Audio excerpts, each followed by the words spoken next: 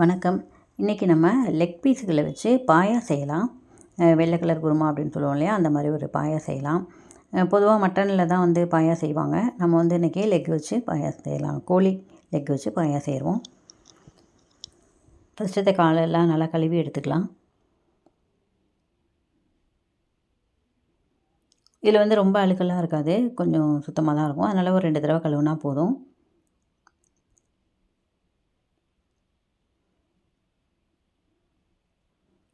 இதை கழுவி ஒரு கிண்ணத்தில் மாற்றி எடுத்து வச்சுக்கிட்டு, இப்போ நம்ம அடுப்பை பற்ற வச்சு அதில் சட்டியை வச்சு எண்ணெய் ஊற்றிக்கலாம். தாளிக்கிறதுக்காக எண்ணெய் ஊற்றிருக்கேன். தேவையான அளவு ஊற்றிக்கங்க. அதிலே வந்து கொஞ்சம் 1 ஸ்பூன் அளவு சோம்பு போட்டுக்கலாம். பட்டை அதிகமாக போட வேண்டியதில் சும்மா 2 பட்டை போட்டால் போதும். அதே போல் 2 கிராம்பு 2 ஏலக்காய் போட்டுக்கலாம். பிரியாணி இலை கண்டிப்பாக போடணும், அது நல்லா வாசனை கொடுக்குறது, அதனால் பிரியாணி இலை போட்டுக்கலாம். இப்போ பச்சை மிளகாய் வந்து கீறி வச்சுருக்கேன். பெரிய வெங்காயம் கட் பண்ணி வச்சுருக்கேன். தக்காளி கட் பண்ணி வச்சுருக்கேன். இது எல்லாத்தையுமே நம்ம அந்த எண்ணெயில் போட்டு வதக்கிக்கலாம்.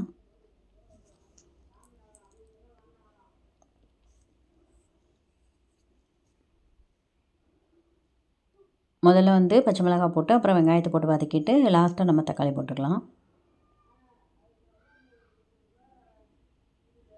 வெங்காயம் ஓரளவு நல்லா பொன்னிறமாக வதங்கிடுச்சு. இப்போ இதிலேயே நம்ம தக்காளி போட்டு வதக்கிக்கலாம்.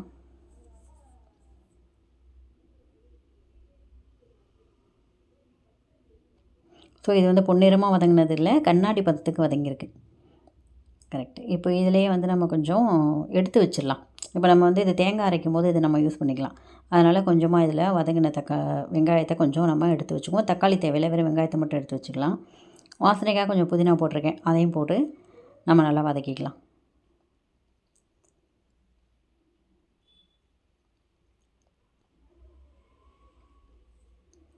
இதிலே நம்ம க்ளீன் பண்ணி வச்சுருக்க லெக்கெல்லாம் சேர்த்துக்கலாம்.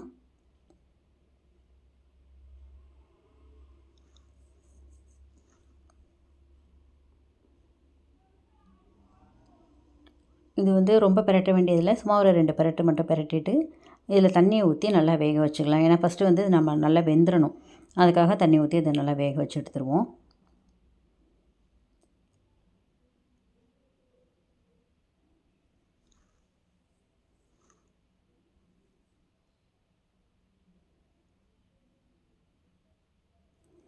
இதில் வந்து நான் மஞ்சத்தூள் போடலை, ஏன்னா மஞ்சள் கலராக போயிடும் அப்படிங்கிறதுக்காக அந்த வெள்ளை குருமாவாகவே வச்சுக்கலாம் அப்படின்ட்டு உப்பு மட்டும் போட்டிருக்கேன். உப்பு போட்டாக்க நம்ம வந்து இந்த லெக்கில் வந்து உள்ளரெலாம் சாந்துக்கும், அப்போ தான் உப்பு வந்து கரெக்டாக இருக்கும், அதுக்காக இதை போட்டுக்கிறேன்.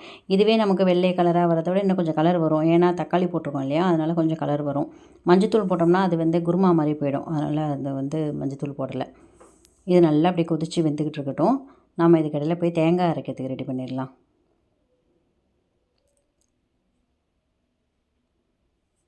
ஒரு மூடி தேங்காய் திருகி வச்சுருக்கேன். அந்த தேங்காயை வந்து நம்ம ஒரு மிக்ஸி ஜாரில் சேர்த்துக்கலாம்.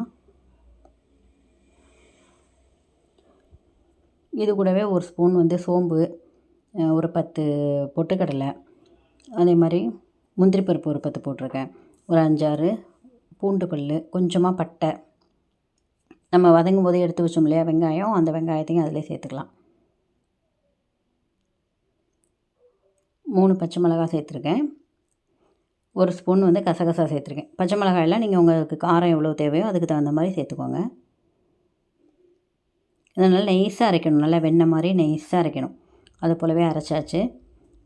இப்போ இந்த பக்கம் வந்து லெக் நல்லா கொதிச்சிட்டு இருக்குதுல்ல, இதில் வந்து நம்ம அரைச்சி வச்சுருக்கோம் இல்லையா, அந்த தேங்காய் மசாலாவை இதில் சேர்த்துடலாம்.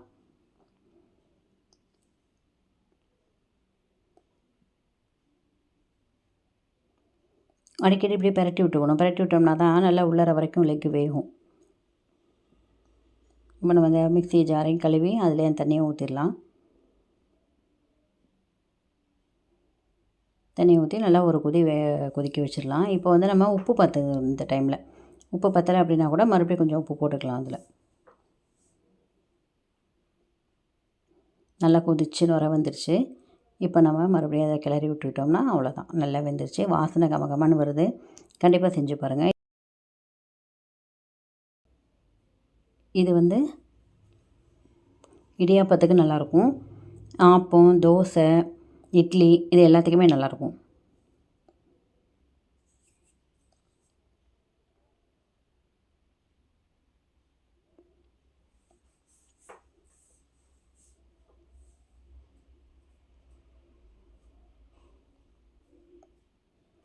இன்றைக்கி நம்ம இடியாப்பத்தோடு சேர்த்து சாப்பிட போகிறோம். வாசனை நல்லா கமகமன்னு இருக்குது, அருமையாக இருக்குது. கண்டிப்பாக எல்லார் வீட்லேயுமே செஞ்சு பாருங்கள்.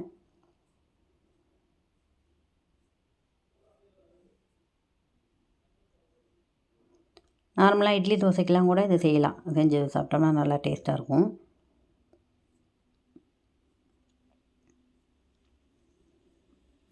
ஓகே ஃப்ரெண்ட்ஸ், கண்டிப்பாக உங்கள் வீட்லேயும் செய்யுங்க. ரொம்ப நன்றி ஃப்ரெண்ட்ஸ்.